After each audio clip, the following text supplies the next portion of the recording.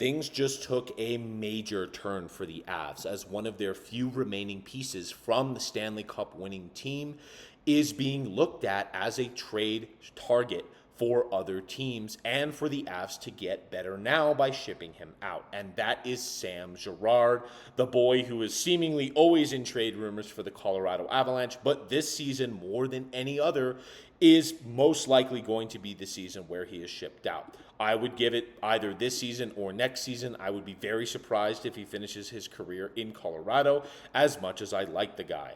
What is up, Avs Nation? This is Avalanche Digest. You already know it's your one-stop shop for all of your Avs news. We bring you the hottest gossip, the news, and just general fun topics that we like to bring you guys right here on this channel. Happy to be back from my time abroad. Glad to get back into it with you guys, and we're just going to dive right into this interesting article that talks about why Sam Girard could be on the move. But before I do, I just want to address the 73.8% of you guys. Come on down and join the family. Don't be shy. I know you want to click the subscribe button. We're almost at 1,000. Don't you want to be the one to be the 1,000th subscriber? That sounds pretty cool to me. But let's actually just get right into the video. And this is the article that started it all off.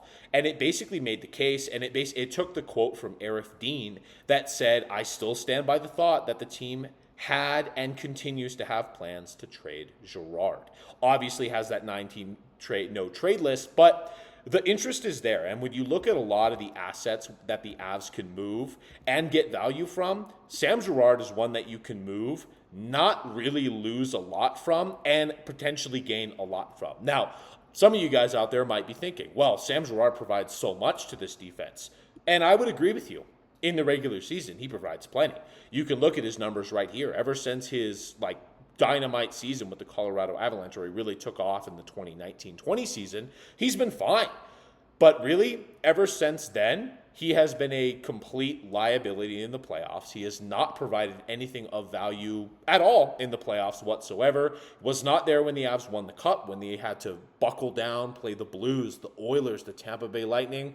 Sam Girard was nowhere to be found. Unfortunately, he got injured playing playoff hockey. And really, you have to take a look at why Sam Girard is ineffective in the playoffs. You might think he's a great transition defenseman. He's vital to their second pair. And in the regular season, I would agree with you. He's fine. He's effective. I would say his last two seasons haven't been stellar. You're looking for a bounce back here. But I'm more inclined to look at a trade. I mean, you really see that he's a good penalty killer. He's a good guy that can possibly take over on the second unit for the power play, although the Avs don't use it really much at all. And he plays over 20 minutes per game.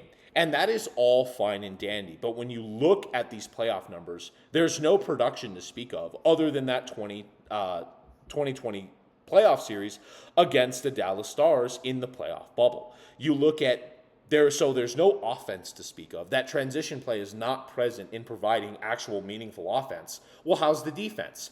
The defense isn't good. And unfortunately, it's purely just because Sam Girard is undersized. They say he's 5'10". That's a lie. That's 5'8" but on skates, he's 5'10". He's a 170 defenseman at 170 pounds. He is not a guy that can physically battle. He always gets beaten in the corners. He gets beaten in front of the net. Every single time you see the Avs on highlight reels for the other team when they're getting scored on, there's Sam Girard once again being a liability in front of his own net. So all of the good little defensive things that he does, which I think he does well, his skating, fools forecheckers, he's good at blocking off paths and covering up shooting lanes. It just gets completely irrelevated when he is your biggest liability by far in the defense in the playoffs year after year. I mean, you see the best and the potential of him always pulling off his spin moves. He has done that less year after year and is honestly not as good. This is once again, highlights from that 2020 series. We really haven't seen good highlight moments like that ever since. So really, I think the time has come to trade a player like Sam Girard where you just get a lot more assets for him than you would keeping him and just kind of getting mediocre results that you've continued to do. As much as I like the guy and I like that he's been healthier as time goes on, you kind of just have to see the music with a guy like Sam Girard.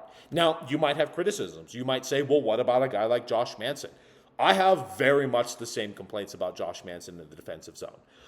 However, Josh Manson provides something that I like to call offense and hype in the playoffs. And we saw this when the Avs brought him in. He actually helped them win in the playoffs, had 8 points in that series, was vital to the Avs' success at several times. He might have a lot of the same problems as Sam Girard defensively, but at least he brings something else to the game with his offense. And his defensive moments, he can be very shrewd when he mentally decides to be. I think he takes too many penalties. But here's the thing. Josh Manson is going to be making $3.9 million, while Sam Girard is making $5 million. So really, it's not that big of a problem when you're talking about a difference in salary like that. And you can see he's continued to be good. Obviously had that bad series against the Kraken, but he was incredibly injured and could not finish out that series.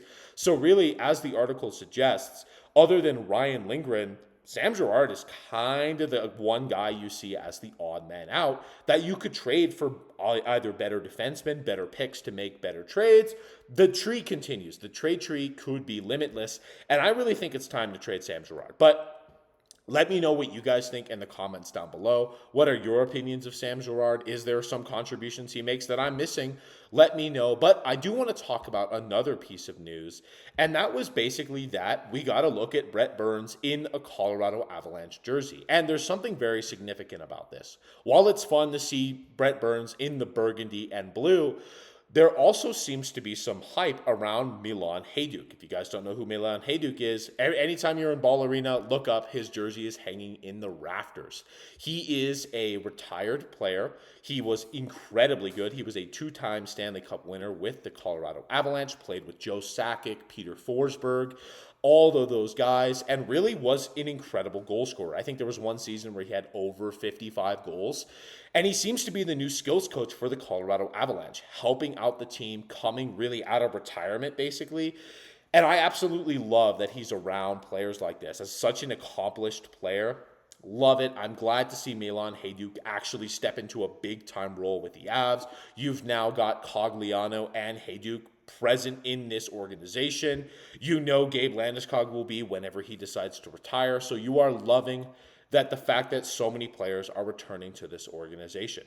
Another piece of fun news that I wanted to share is the fact that the Avalanche are reported to be going back to their Quebec Nords jerseys for their third jerseys. So basically the division rivalry jerseys, or just for fun for several games, playing in the old blues. And I love it because honestly, it's such a fun history to draw from. The old logo, the old uniforms with the French fleur, I believe is what it's called, are so beautifully done. And I'm glad that the Avs are bringing it back. I think it's a cool jersey that's always been there for the Avs to use. When they had their own like Avalanche version of the jersey that everyone loved, absolutely love that alternate jersey. I wish I bought one.